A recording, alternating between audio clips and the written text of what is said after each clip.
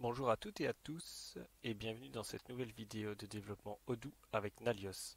Alors aujourd'hui ce que je vous propose c'est d'un petit peu regarder de plus près les champs de type couleur. Alors concrètement en fait un champ de type couleur ça n'existe pas. Donc ce qu'on va faire dans Odoo c'est on va faire un champ de type soit integer comme ici il le propose, soit de type char parce que si c'est en hexadécimal alors il faudra du char. Et on va faire simplement ça. Alors, on va enlever ceci. Voilà. Hop. Et donc ici, on a le champ couleur sur notre order. OK. Donc ça, c'est la première partie. Maintenant, la deuxième partie, ce champ-là, il faut le faire apparaître sur notre order view, qui n'est pas ici, et qui est là.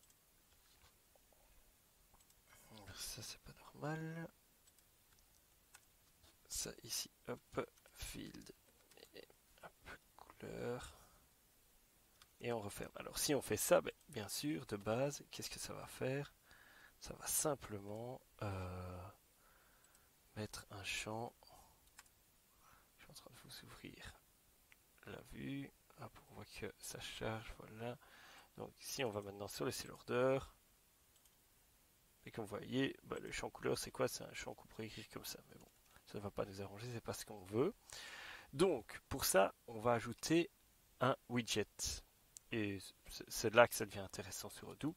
C'est qu'on a plusieurs types de widgets. Donc, on va mettre un widget. On va mettre d'abord le widget color simplement, qui est un widget normalement assez simple. Hop.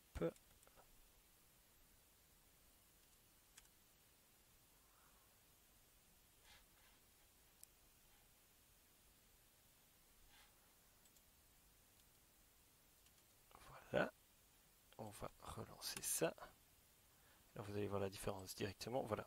Vous avez le widget color ici. Voilà, qui est un système comme ceci. Et là, vous pouvez choisir facilement votre couleur. Hop, enregistrer et c'est fait. Maintenant, il y a un deuxième widget, c'est hop, c'est Color Picker, qui est normalement un petit peu plus joli. Hop, on enregistre, on relance. Ça, si on avait mis, on l'a déjà vu dans les vidéos précédentes, hein, mais si on avait mis le "-dev XML quand on lance notre DB, on ne serait pas obligé de chaque fois rechanger ça. Et donc le color picker, lui, en fait, il va proposer un nombre de couleurs définies.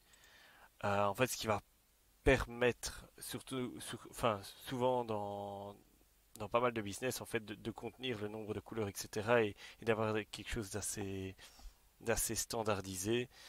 Ce qui sera souvent plus pratique que de laisser le total libre choix sur la couleur et qui pourra amener à 36 couleurs différentes. Ici, on saura facilement, par exemple, trier les orders par couleur et on aura un nombre total de 4, 10, 12, 12 couleurs et souvent c'est largement suffisant dans, dans, dans les cas métiers, quoi.